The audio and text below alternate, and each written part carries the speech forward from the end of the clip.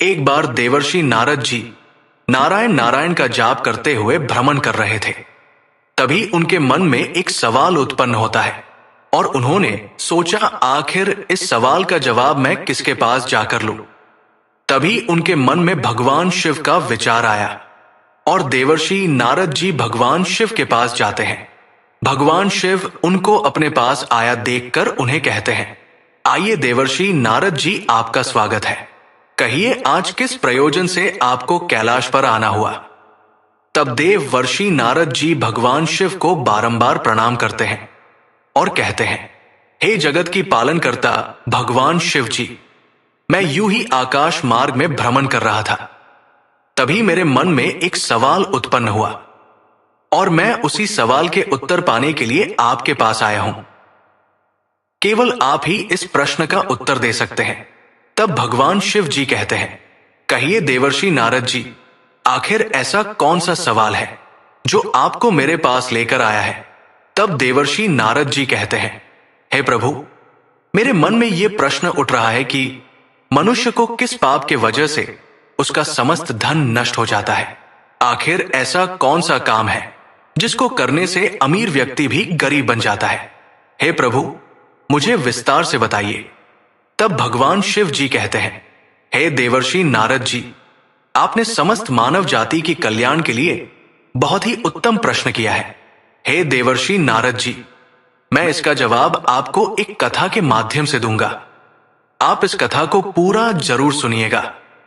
तब देवर्षि नारद जी कहते हैं, ठीक है प्रभु, आप मुझे उसे कथा को कहिए, मैं उसे ध्यान से पूरा जरूर सुनेगा। तब भगवान शिव उसे कथा को कहना प्रारंभ कहते हैं। हे देवर्षि नारद जी, एक समय की बात है।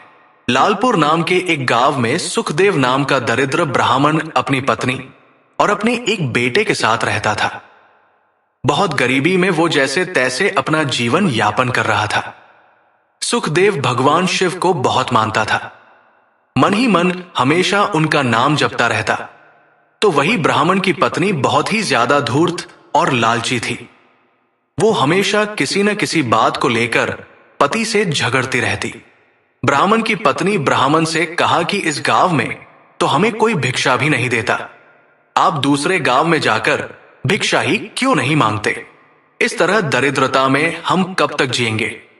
ब्राह्मण ने उत्तर दिया कि मैं अपनी तरफ से कोशिश तो करता ही हूं, अब अगर मेरी किस्मत में ही सुख नहीं है तो मैं क्या करूं। ब्राह्मण की पत्नी बोली, आपकी बातें खाली बड़ी बड़ी निकलती है, करने के नाम पर कुछ नहीं। घर में बैठकर क्या करेंगे, जाओ बाहर और कुछ कमा कर लाओ। रोज रोज ब्राह्मणी के झगड़े और तानों से तंग आकर एक दिन वो अपना पोथी पत्रा उठाकर घर से दूसरे गांव चला गया। उस गांव में जाकर भगवत कथा सुनाने का प्रयास किया, लेकिन कोई उससे कथा सुनने को तैयार था। ऐसे में दुखी होकर वो वापस अपने गांव लौटने लगा। रास्ते में एक पीपल के पेड़ के नीचे जाकर विश्राम करने लगा। उस विशाल पीपल के पेड़ की जड़ में एक काला नाग रहता था।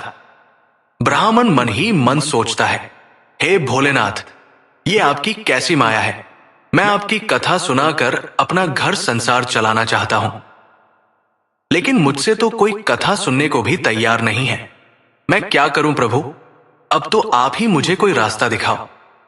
हे प्रभु, मैं यही इस पीपल वृक्ष के नीचे बैठकर कथा कहता हूं और आप ही मेरी कथा को सुनो, क्योंकि और तो कोई सुनता नहीं है। ये सोचकर ब्राह्मण वही अपना पोथी पत्रा निकालता है और विधि पूर्वक कथा कहना प्रारंभ करता है। ऐसे में पेड़ की जड़ में बैठा वो नाग कथा सुनने लगता है। पूरी कथा को वो बहुत ध्यान से सुनता है। जब कथा समाप्त होती है तो बाहर आकर ब्राह्मण को एक सोने का सिक्का दक्षिणा में देता है और फिर कहता है, नाग ब्राह्मण से कहता है कि तुम रोज यहां आकर कथा कहा करो, तुम्हें और कहीं जाने की जरूरत नहीं है। मैं तुम्हें रोज एक सोने का सिक्का दक्षिणा में दूंगा, लेकिन यह बात तुम किसी और से मत कहना। ब्राह्मण उसकी बात मान लेता है। नाग के जाने के बाद वो भगवान शिव को धन्यवाद देते हुए कहता है कि प्रभु, आपने तो मेरी जिंदगी ही बदल दी। मैंने आपसे थोड़ा मांगा, आपने तो मेरी झोली भर दी। आपकी महिमा अपरंपार है प्रभु। अब वो ब्राह्मण रोज सुबह सवेरे वहां नहा धोकर आ जाता और उस नाग देवता को कथा सुनाता, और रोज वो एक सोने के सिक्के लेकर घर जाता। बहुत जल्द ही वो दरिद्र से अमीर बन गया। अब उसके पास किसी चीज की कोई कमी नहीं थी। पूरे गांव के लोग उसकी प्रगति को देखकर आश्चर्यचकित थे। लोगों के मन में तरह तरह के सवाल पैदा हो रहे थे। बहुत लोगों के दिमाग में तो ये भी चल रहा था कि जरूर ये ब्राह्मण कोई गलत काम कर रहा है, जिसकी वजह से वो इतनी जल्दी इतना धनवान हो गया है। अब लोग ब्राह्मण की पत्नी से सवाल करने लगे। पड़ोसन ने पूछा कि तुम्हारे पति के पास इतना धन कहां से आ गया है? आखिर ऐसा कौन सा काम करने लगा है वो? ब्राह्मण की पत्नी बोली, वो दूसरे जगहों पर जाकर कथा सुनाते हैं, उसी से उन्हें जो धन मिलता है वो ले आते हैं। पड़ोसन ने आश्चर्य से कहा, कथा सुनाने के लिए इतना धन भला कौन देता है? अब तो उसकी पत्नी के मन में भी कई सवाल उठने लगे। तो वो पति से पूछने लगी कि इतना धन आपको कौन देता है? लेकिन ब्राह्मण से तो नाग देवता ने किसी को कुछ बताने से मना किया था, इसलिए वो कुछ नहीं बताता। लेकिन उसकी पत्नी तो उसके पीछे ही पड़ गई। वो हर जिद करने लगी जिससे ब्राह्मण सोने के सिक्के के बारे में उसे बता दे कि वो कहां से आता है। ऐसे में एक दिन ब्राह्मण विवश हो गया और उसने धीरे से पत्नी को नाग के बारे में सब बता दिया। अब तो उसकी पत्नी के मन में काफी ज्यादा लालच आ गया। उसने सोचा कि जरूर उस पीपल के पेड़ के नीचे को खजाना है, जहां से वो नाग सोने की मोहर लेकर देता है। अगर उस नाग को मार दिया जाए तो पूरा खजाना मिल सकता है। इसलिए ब्राह्मणी ने अपने पति को खाने में नशे की दवा मिला दी, जिससे सुबह को उसकी नींद ही नहीं खुली। और उसने अपने जवान बेटे को उठाकर कहा, ब्राह्मण की पत्नी अपने बेटे से कहा, सुनो बेटा, वहां पीपल के पेड़ के नीचे रोज तुम्हारे पिता कथा कहते हैं, जिसे सुनने के बाद एक नाग सांप आकर उन्हें सोने का सिक्का देता है। उस पीपल के पेड़ के जड़ में जरूर कोई खजाना दबा हुआ है। तुम वहां जाकर कथा कहो, और जब कथा समाप्त होने पर वो सर्प तुम्हें सिक्का देने आए तो उसे मारकर उस पेड़ के नीचे से पूरा खजाना निकाल कर ले आना। बेटे को भी लालच आ गया और वो पोथी पत्रा लेकर उस पीपल के पेड़ के नीचे जा पहुंचा और जाकर कथा कही। जब नाग देवता सिक्का लेकर उसे देने आए तो उसने नाग पर फावड़े से प्रहार कर दिया, जिससे नाग का पूंछ कट गया और वो किसी तरह बचकर वहां से निकल गया। जैसे ही ब्राह्मण के बेटे ने पेड़ के नीचे खोदना शुरू किया तो नाग ने पीछे से उस ब्राह्मण के बेटे को डस लिया, जिससे उसकी मृत्यु हो गई। इधर जब ब्राह्मण का नशा टूटा तो उसने देखा कि उसका पोथी पत्रा वहां नहीं है। उसे समझ में आ गया कि कुछ तो गलत हुआ है। वो जल्दी जल्दी से पीपल के पेड़ के पास गया तो अपने बेटे को मृत देखकर दुखी हो गया। अब उसे सारी बात समझ में आ गई थी। उसने अपने बेटे के मृत शरीर का अंतिम संस्कार किया। उसके बाद उसने अपनी पत्नी से कहा, ब्राह्मण ने अपनी पत्नी से कहा, मुझसे बहुत बड़ी भूल हो गई कि मैंने नाग देवता के मना करने के बावजूद तुमसे ये बात बताई। आज तुम्हारे लालच की वजह से हमारे पुत्र को हमने खो दिया।